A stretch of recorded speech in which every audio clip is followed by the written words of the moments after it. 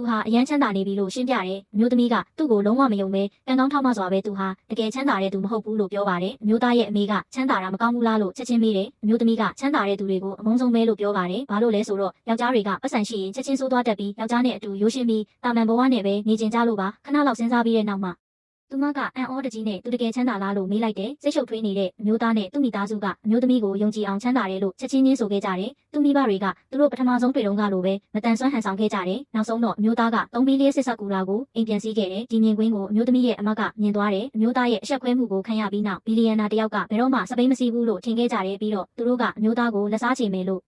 အောင်ခဲ့ကြပေမဲ့အဲ့ဒီအမျိုးသားကတကယ်ဘီလီယံနာဆိုတာသူတို့လုံးဝမသိဘူးအိမ်ပြန်ရောက်တော့စိတ်ဆိုးနေတဲ့အမျိုးသားကအခုဘာလုပ်ရမလဲစဉ်းစားရင်ရှေ့တိုးနောက်ငင်းလျှောက်သွားနေတဲ့စိတ်တက်ကြနေတဲ့မိခင်ကအမျိုးသားကိုမထွက်သွားဖို့ပြောတယ်စိတ်ဆိုးနေတဲ့အမျိုးသားကသူ့မိဘတွေနဲ့အတူသူ့ဇနီးကိုလိန်ညာဖို့သဘောမတူသင့်ဘူးလို့ပြောပါတယ်သူစိတ်လှုပ်ရှားလာတဲ့အခါစပွဲကိုမတော်တဆလဲကျသွားစေခဲ့ပါတယ်နှိမ့်ဆက်ခံရတဲ့မိခင်ကသူ့ချွေးမဟာချမ်းသာတဲ့သူတွေကိုမုန်းတီးလိုက်မယ်လို့ဘယ်တော့မှမမျှော်လင့်ထားဘူးလို့ပြ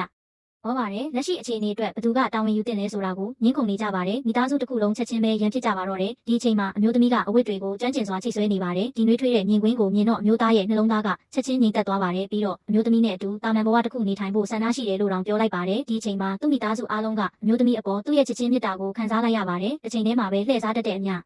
ဘိုးသမီးရဲ့ခင်မွန်းရဲ့စီးပွားရေးကလည်းကျဆင်းနေပါတယ်ဒေါသထွက်နေတဲ့ခင်မွန်းကလှည့်စားတတ်တဲ့အမျိုးသမီးအပေါ်အပြစ်တင်ခဲ့ပါတယ်သူတို့ဟာဘီလီယံနာကိုစော်ကားမိလို့သာဖြစ်တယ်ဆိုတာသူတို့မသိကြပါဘူးလှည့်စားတတ်တဲ့အမျိုးသမီးကဘီလီယံနာကိုပေးဖို့မြေကွက်တစ်ကွက်ဝယ်ပေးဖို့ကန့်လန့်ခဲ့ပါတယ်ခင်မွန်းကချက်ချင်းပဲလှည့်စားတတ်တဲ့အမျိုးသမီးကမြေအတွက်ပေးချေတင်တယ်လို့ပြောပါတယ်လှည့်စားတတ်တဲ့အမျိုးသမီးကသဘောတူရုံကလွဲလို့တခြားနည်းလမ်းမရှိပါဘူးခင်မွန်းကိုညှင်းဆန်လို့မရတဲ့အတွက်အမျိုးသမီးကိုအည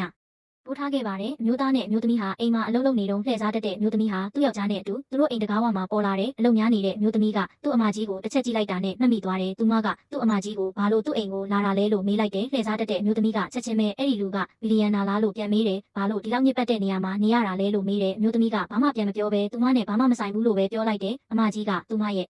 အတားအဆီးကိုလစ်လူရှုပြီးတိတ်တိတ်လျှောက်သွားတယ်။မာနာကြီးရဲ့နှစ်ယောက်ကအမျိုးသမီးကိုအိမ်ကိုသူတို့စီရောင်းပေးဖို့တောင်းဆိုတဲ့ဘီလီယံနာကဒီနေရာကိုဝယ်နေတာဖြစ်မှန်းသိလိုက်ရတယ်။သတင်းကြတော့သူတို့ကကြိုတင်ဝယ်ပြီးဘီလီယံနာကိုပေးချင်ပေမဲ့အမျိုးသားကအိမ်တွေအားလုံးဝယ်ပြီးသွားပြီဆိုတာသူတို့မသိလိုက်ကြဘူး။အမျိုးသားရဲ့လက်ထောက်ကအိမ်ချမ်းမြေလက်မှတ်တွေယူလာပေးတဲ့အခါဒီစာရွက်စာတမ်းတွေကအစစ်မှန်တွေလို့သူတို့မယုံကြည်ကြဘူး။ဘာလို့လဲဆိုတော့မြို့တွေကအိမ်တွေအားလုံးကအမျိုးသားရဲ့ပိုင်ဆိုင်မှုဖြစ်သွားပြီလေဒီစာရွက်စာတမ်းတွေကအစစ်မှန်တွေဆိုတာအမျိုးသမီးသိပါမလားနောက်ဆက်တွဲသတင်းကိုသိချင်ရင် follow လုပ်ပြီးကျမရဲ့အကောင့်ကို subscribe လုပ်ပါ